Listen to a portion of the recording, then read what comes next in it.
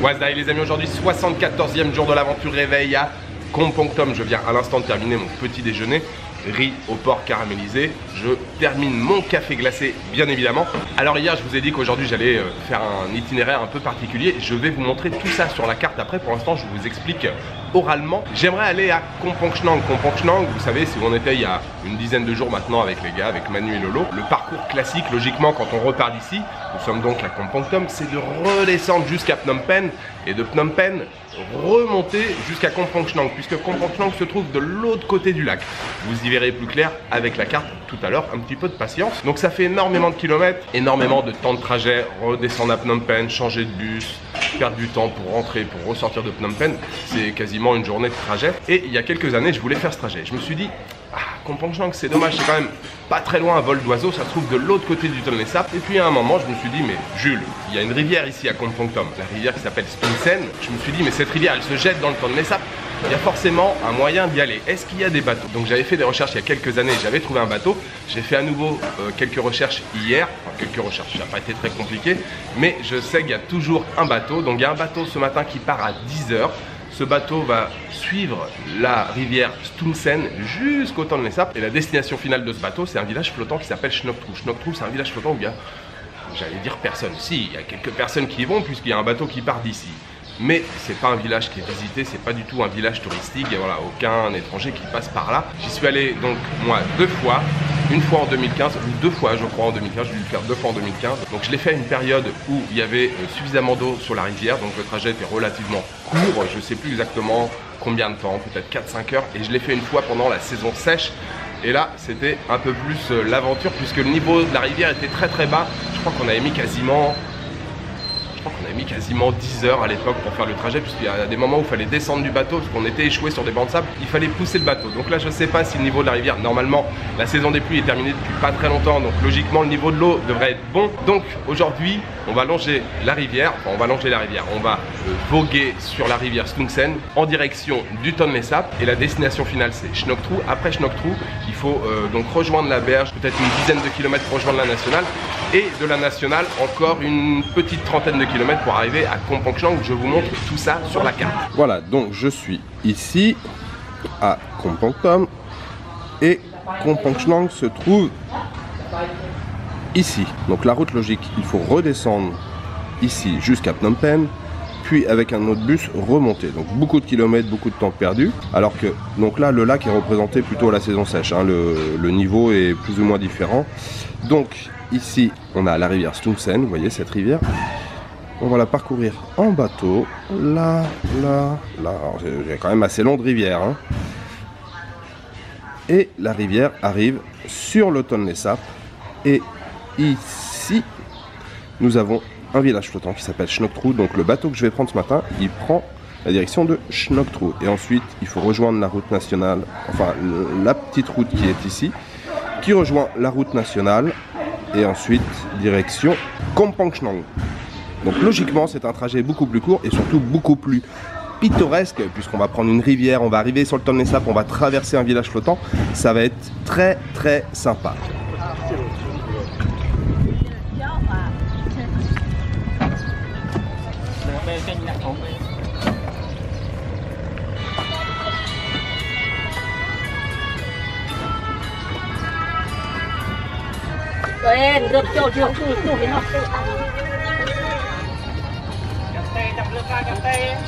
Kayak cengkal lang.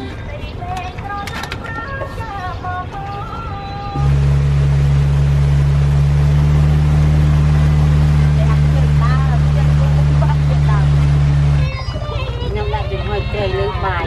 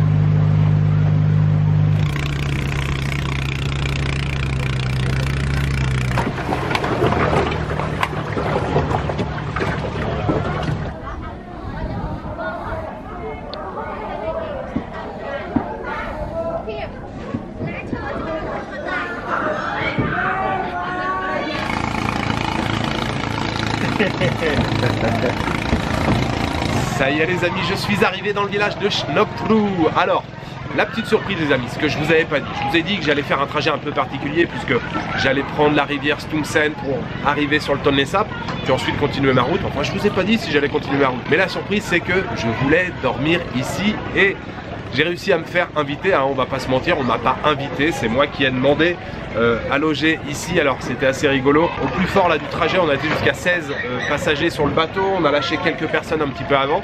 Et puis arrivé au niveau du Tonlé-Sap, on n'était plus que deux. Il y avait une femme et moi.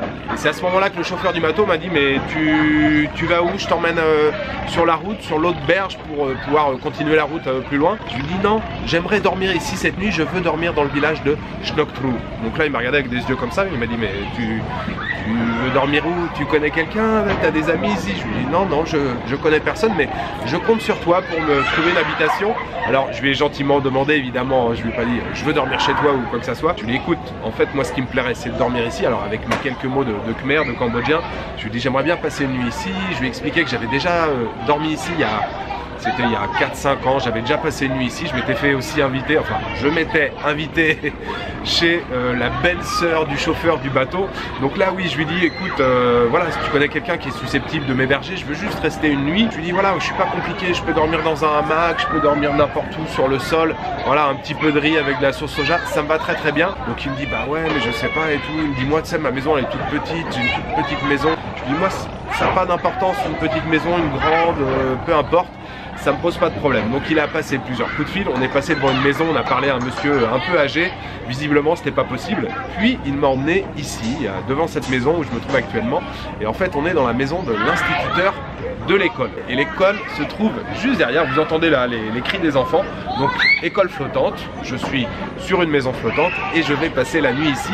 Alors d'après ce que j'ai compris, l'instituteur n'est pas là aujourd'hui, il est à Phnom Penh. Il y a sa mère qui est là, donc c'est sa mère qui nous a accueillis. Donc je suis arrivé, je lui ai tout de suite parlé en cambodgien pour essayer de la rassurer en lui disant voilà je parle un peu cambodgien, il n'y a pas de problème, je peux dormir n'importe où, ce soir je mange juste du riz, il n'y a pas de souci. Donc elle a dit bon bah ok, il n'y a pas de problème. Donc voilà, j'ai descendu mes affaires et j'ai été accueilli ici là sur cette maison avec l'école qui est juste à côté, c'est vraiment génial, les maisons flottantes. Donc je vous l'ai dit, on est au bout là de la rivière, hein, le lac commence juste quelques centaines de mètres plus loin. Le village est assez étalé, hein, le village de Schnocktrou, et encore une fois, je vous l'ai expliqué plusieurs fois, mais en fonction du niveau du lac, le lac est plus ou moins grand, ça forme des marécages. La rivière par moment n'est plus une rivière mais se trouve voilà, intégrée dans le lac. Et les villages flottants se déplacent en fait en fonction du niveau de l'eau. Plein de maisons flottantes tout autour. Je suis sur une maison flottante donc je suis très heureux de pouvoir passer la nuit ici. Je voulais le refaire, ça me fait très plaisir de pouvoir repasser la nuit ici.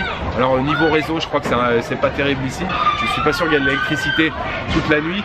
Mais le plus important c'est de pouvoir passer la nuit ici dans ce village sur une maison flottante. L'école juste à côté, il y a encore pas mal d'élèves. Alors je voudrais pas trop perturber, même si la plupart là ils sont pas en classe, mais je voudrais pas trop perturber le déroulement de la classe. Il y a un cours, mais je vais aller faire un petit tour quand même sur l'école. Je suis sur la maison, j'ai pas de bateau pour me déplacer, mais je pense que je vais profiter tranquillement, paisiblement dans mon hamac là, de la fin d'après-midi. Il y a pas mal de bateaux qui passent, hein. Vous avez vu, je vous ai fait pas mal de plans, il y a des bateaux épicerie, hein, des 7-Eleven ambulants, spécial dédicace à toi Lolo, des gens qui pêchent. Il y a pas mal de circulation, hein, de bateaux qui passent, c'est très vivant, il y a les chats, les chiens, voilà, c'est des plantes devant les maisons. Je suis extrêmement heureux de passer une nuit dans le village de Schnocktrou.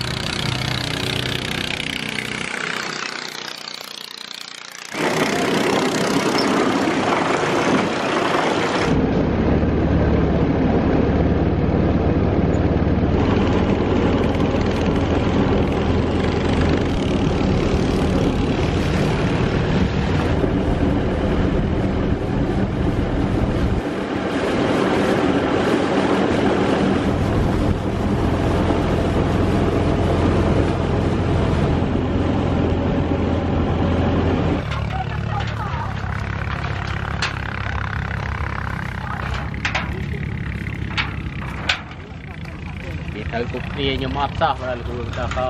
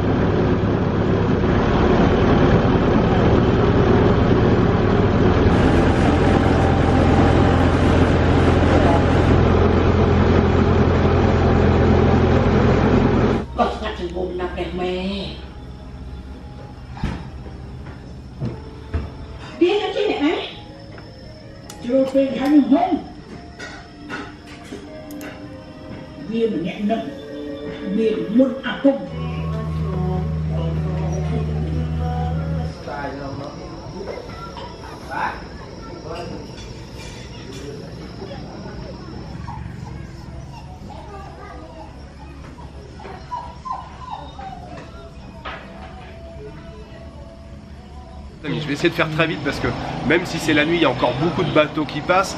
Il y a le courant qui fait que de sauter et il y a énormément de moucherons autour de moi, donc je vais essayer de parler très rapidement. Cette fin d'après-midi, cette balade avec l'Instit là, c'était vraiment génial. Très belle balade. Alors l'Instit c'est un peu le boss, hein. Dès qu'on est parti en bateau, tout le monde lui disait bonjour. Il a déjà un gros bateau, on s'est baladé donc au milieu de village flottant. On a pris aussi un petit peu de distance. On a été un peu plus loin sur le Tonlé Sap. Le Tonlé Sap, il est vraiment magnifique ce lac avec beaucoup de végétation. Il y a tout un écosystème ici qui est vraiment très beau. Par moments il y a des canaux, par moments c'est marécageux, beaucoup de jacinthes d'eau, des herbes hautes. On s'est baladé aussi un peu sur la Stoomseng, donc de la rivière. On est vraiment juste au bout de la rivière et le Tonlé Sap, je vous l'ai dit, cet après-midi commence voilà, quelques centaines de mètres là, juste là. Et c'était vraiment très beau. On s'est baladé partout, les écoliers qui rentrent de l'école en bateau, les familles et toutes ces maisons flottantes. C'est vraiment voilà, un mode de vie particulier et c'est assez impressionnant de voir comment les populations ici se sont adaptées à leur environnement. Et je dirais que c'est encore plus fou puisque le niveau du lac varie en fonction de la saison des pluies, de la saison sèche.